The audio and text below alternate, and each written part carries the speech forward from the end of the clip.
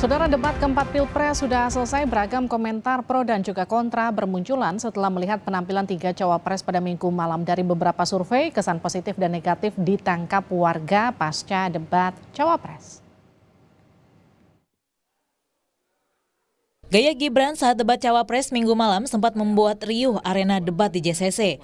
Gimik mencari jawaban ala Gibran mendapat sorotan warganet bahkan trending. Gibran melakukan gerak-gerik sindiran setelah cawapres nomor urut 3 Mahfud MD menjawab pertanyaannya. Tapi Gibran mengatakan Mahfud sama sekali tak menjawab pertanyaan tentang greenflation. Tak hanya ke Mahfud, gimik dan tudingan tak menjawab pertanyaan bahkan dinilai mencontek catatan juga dilontarkan Gibran ke cawapres nomor urut 1 Muhaimin Iskandar. Gibran bahkan menyebut Muhaimin mendapat contekan dari ko-kapten Timnas Amin Thomas Lembong. Baik, terima kasih. Enak banget ya Gus ya, jawabnya sambil baca catatan tadi. Kuncinya di sini adalah ekstensifikasi dan intensifikasi lahan. Kemarin tahun pertumbuhan ekonomi baru, itu tadi kan udah saya jawab Gus. Mungkin Gus Muhaimin juga tidak paham dengan pertanyaan yang diberikan ke saya. Mungkin itu kan dapat contekan itu dari Pak Tom Lembong mungkin ya. Terima kasih. Beragam komentar bermunculan pasca debat cawapres. Dari analisis drone emprit, tak sedikit warganet yang menilai Gibran dengan sentimen negatif. Gibran Rakabuming Raka mendapat sentimen negatif tertinggi di media sosial Twitter atau X saat debat keempat. Hasil analisis drone emprit terhadap kicauan warganet di Twitter ketika debat berlangsung mulai pukul 19 hingga 22 waktu Indonesia Barat menunjukkan 60% warganet mencatatkan sentimen negatif kepada Gibran. Sementara sentimen positif terhadap putra sulung Presiden Joko Widodo itu hanya 33%. Berbeda dari Gibran, Muhaimin Iskandar mendulang sentimen positif paling besar mencapai 80%, sementara sentimen negatif terhadap Caimin hanya sebesar 6%. Tak terpaut jauh, sentimen positif terhadap Mahfud MD mencapai 79%, sedangkan sentimen negatif Mahfud sebesar 12%. Penampilan calon wakil presiden nomor urut 3 Mahfud MD dinilai paling memuaskan dalam debat keempat Pilpres Minggu malam. Hal tersebut berdasarkan hasil survei Litbang Kompas yang dilakukan pada pukul 19.30 waktu Indonesia Barat hingga pukul 22 waktu Indonesia Barat atau saat debat berlangsung. Dalam survei tersebut, Mahfud unggul dari kedua rivalnya dan mendapatkan nilai kepuasan tertinggi dan berada pada nilai 78,9%. Disusul dengan Gibran dengan tingkat kepuasan 68% dan Caimin berada di peringkat terakhir dengan tingkat kepuasan 61,2%. Saat debat, sejumlah istilah juga menarik perhatian. Cawapres nomor urut 1, Muhaimin Iskandar juga sempat menyebut istilah taubat ekologis. Muhaimin menegaskan saat ini dunia dalam kondisi krisis iklim dan lingkungan yang memprihatinkan. Sebuah fakta yang harus kita antisipasi bersama dengan baik-baik bahwa kita sedang mengalami ancaman bahaya lingkungan dan krisis iklim yang sangat mengerikan. Panas global yang masuk kepada bagian dari mengakibatkan petani kita gagal panen, gagal tanam dan seterusnya menjadi masalah. Saya hanya mengajak Pak Prabowo, Pak Gibran, Pak Mahfud, Pak Ganjar, saya, Mas Anies, dan siapapun untuk kita sama-sama tobat ekologis memperbaiki ke depan menjadi lebih baik lagi. Sementara itu, Mahfud MD menyebut dirinya menghormati Gibran dan tak akan memberikan pertanyaan receh kepada lawan debatnya. Mas Gibran, saya menghormati Anda sebagai calon wakil presiden sehingga saya tidak akan bicara secara menjebak dan receh-receh.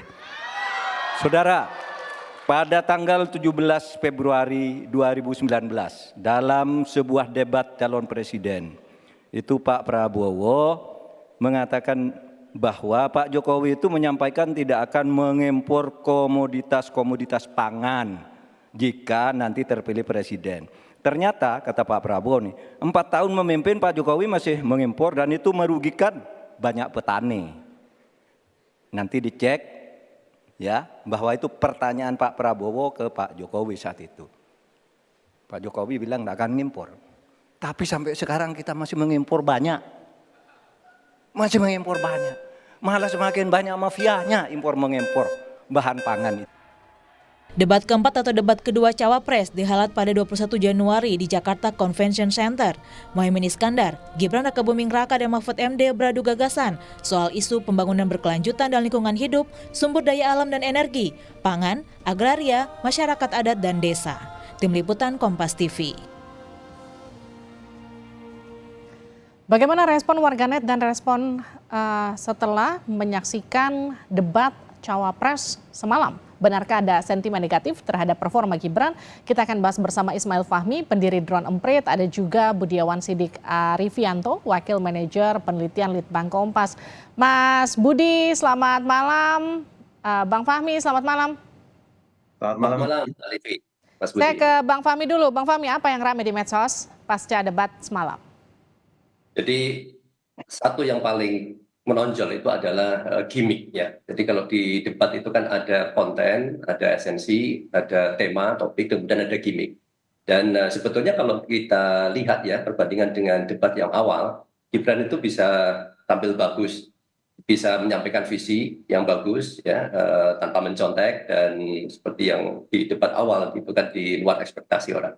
Tapi pada saat debat yang tadi malam itu gimmick itu terlalu kentara ya, terlalu banyak menyerang ya, terlalu banyak menyerang. Dan kalau kita lihat yang paling ramai percakapan yang kemudian kita monitor di Twitter, kebetulan di Twitter itu pendukung yang natural dari 02 itu tidak terlalu banyak dibandingkan 01 dan 03. Sehingga respon Gibran yang banyak menyerang Caimin, kemudian juga Profesor Mahfud MD itu mendapatkan sentimen yang sangat negatif. Sehingga pada saat itu kita lihat tuh trending topik beberapa kali. Ada songong ya, savage misalnya gitu.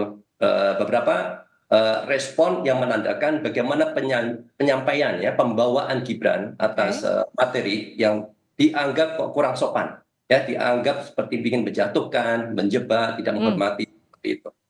Saya ke Mas Budi, tapi ada hal yang justru menarik ini terbalik, yang dari hasil penelitian Litbang Kompas, kabarnya responden cukup puas dengan penampilan Gibran dan dianggap positif semalam, betul Mas Budi? Ya, perlu digarisbawahi bahwa sistem riset kita berbeda dengan Mas Fahmi begitu ya, karena kita berbasis responden jajak pendapat, jadi mungkin perspektifnya mungkin sedikit berbeda.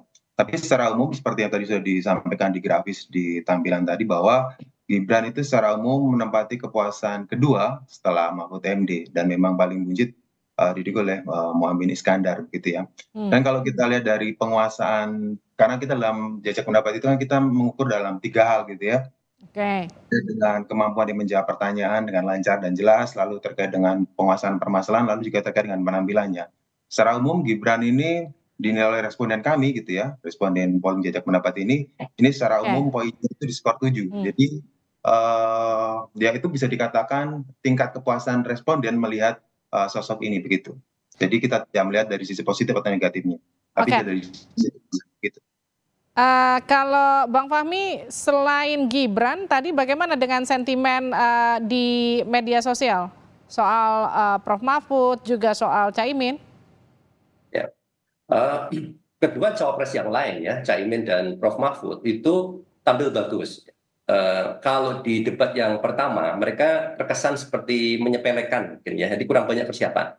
Dan di debat yang ini mereka melakukan persiapan, menghargai ya. Caimin sendiri sudah berbeda. Di debat yang pertama dia terlalu banyak membuang waktu ya, kemudian menggunakan kata selepet itu kan sebagai gimmick sampai 6 kali. Terlalu banyak itu. Kalau sekali aja udah bagus, tapi terlalu banyak jadi malah nggak bagus. Kemudian kemarin dia tidak lakukan itu. Lebih banyak di penyajian materi, visi, dan sedikit serangan balik. Dan itu yang menarik ketika diserang sama Gibran, kemudian gimana dia bisa menyerang balik. Seperti kalau di stand up comedian kan gitu ya, kalau dapat roasting dia bisa roasting balik. Hal yang sama dengan Profesor Mahfud. Ya. Tadi juga di contoh disampaikan, beliau menghargai Gibran ya, sebagai cawapres, tidak akan melakukan jebakan-jebakan dengan pertanyaan yang receh misalnya. Itu hal yang sangat positif. Kemudian juga bagaimana beliau menyajikan jawaban ya atas pertanyaan. Dan ada yang paling menarik juga dari kata-kata yang paling banyak dalam percakapan terkait dengan Prof Mahfud itu adalah mengignore ya, mengabaikan pertanyaan Gibran yang karena dianggap sebagai recehan. Ini satu yang belum pernah terjadi dalam debat dan itu dilakukan secara natural sepertinya, dan ini memberikan sentimen yang positif juga ya, bagaimana menghadapi Gibran yang dianggap songong itu. Mungkin sedikit saya sampaikan ya, mungkin dari perbedaan survei ya. Kalau kita lihat lagi sentimennya sekarang ya, pasca debat itu bisa berbeda memang di media sosial juga. Kenapa?